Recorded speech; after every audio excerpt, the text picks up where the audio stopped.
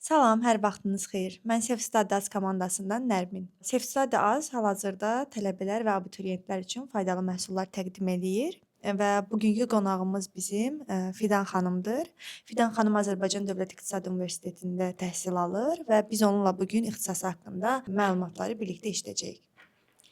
Salam, Nərmin Xoş xanım. gəlmisiniz. Çox sağ olun, təşəkkür edirəm. Mən Fidan Novruzova, Azərbaycan Dövlət İqtisad Universitetində təhsil alıram.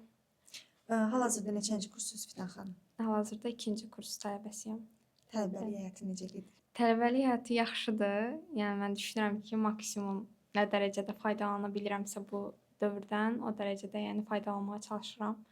Ona görə müsbət dəyərləndirirəm hələ ki dövrü. Fidan xanım, qida mühəndisliyini seçməkdə əsas səbəbiniz nə idi?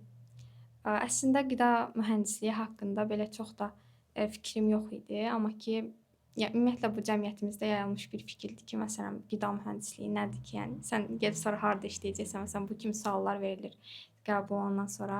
Mən də yəni o tip düşünürdüm, yəni ki, qida mühəndisliyidir sadəcə, yəni amma fərq o idi ki, mənim üçün sabah qrupuna vermək istəyirdim, davam etdirmək istəyirdim sabah qruplarında. Bu da sadəcə İqtisad Universitetində qida mühəndisliyi ixtisasında var idi. Digər heç bir mühəndisliyi də yoxdur, səhv eləmirəmsə. Ona görə də bu ixtisasa yönəlmişdim.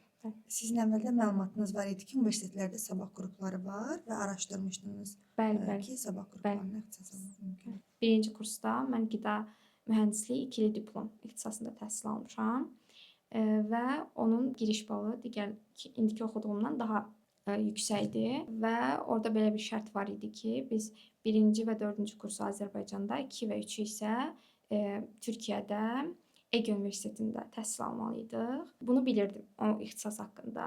Amma ki bilmirdim ki, bunlar tamamilə bizim tərəfimizdən maliyyələşdirilir. Tələbə tərəfindən maliyyələşdirilir. Bəli, tələbə tərəfindən maliyyələşdirilir və yəni bunu artıq çox təəssüf ki, mən ixtisasa qəbul olandan sonra öyrənmişdim və artıq onu dəyişdirməli oldum. İndi adi qida mühəndisliyi fakültəsində təhsil alsan. Fidan, bəs maliyyə xərcləri deyəndə nə qədərlik bir xərcdən bəhs edirdik? Yəni bütün xərclər dedikdə nə nəzərdə tuturdun? Əvvəlcə bizim gediş haqqımız, hansı ki burada biletlər nəzərdə tutulur. Biletlər bizim tərəfimizdən idi. Bunların dəqiq qiymətini bilmirəm. Həm də deyəsən azalda tələbələr üçün nəsə endirim də var idi. Yəni uşaqlar belə söhbət edirdilər.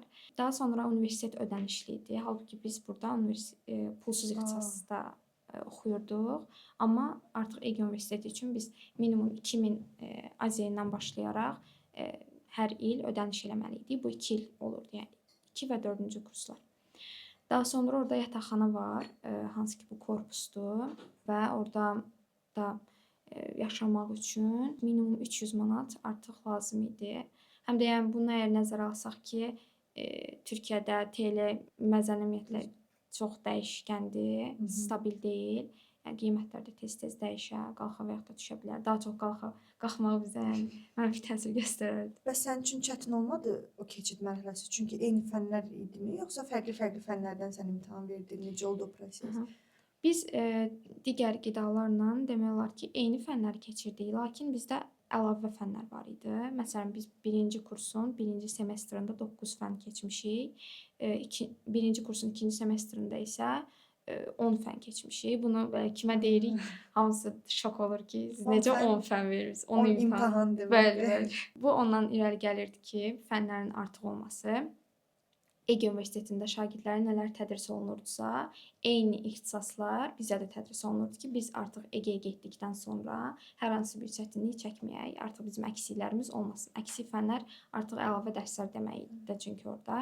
Azərbaycanda oxuyan təələbələr deyəndə təəccübləndirici bəzi fənlər keçirdik. Məsələn, universitet həyatına giriş fənni var idi bizdə və psixoloji bir yandan yaxınlaşırdı. Həmçinin də universitetlər haqqında da qədim ilk universitet, nə bilim, belə ümumi dünya üzrə universitetlər haqqında da məlumat verilirdi. Amma maraqlı fəndir mənə elə gəlir ki, bəli, maraqlı idi. Hər bir ixtisası keçirilməsi lazım olan bir fəndir tələbələrin o adaptasiya dövrü üçün. Bundan irəli gələrək biz həftədə 5 gün dərsə gedirdik, amma normal qidada oxuyan tələbələr bir gün getmirdilər dərsə, yəni 4 gün gedirdilər. Hansı ki, mən də indi 4 gün gedirəm. Keçid haqqında soruşmuşdunuz. Mən artıq çətindən asana keçdiyimə görə mənim üçün İndi rahatdır.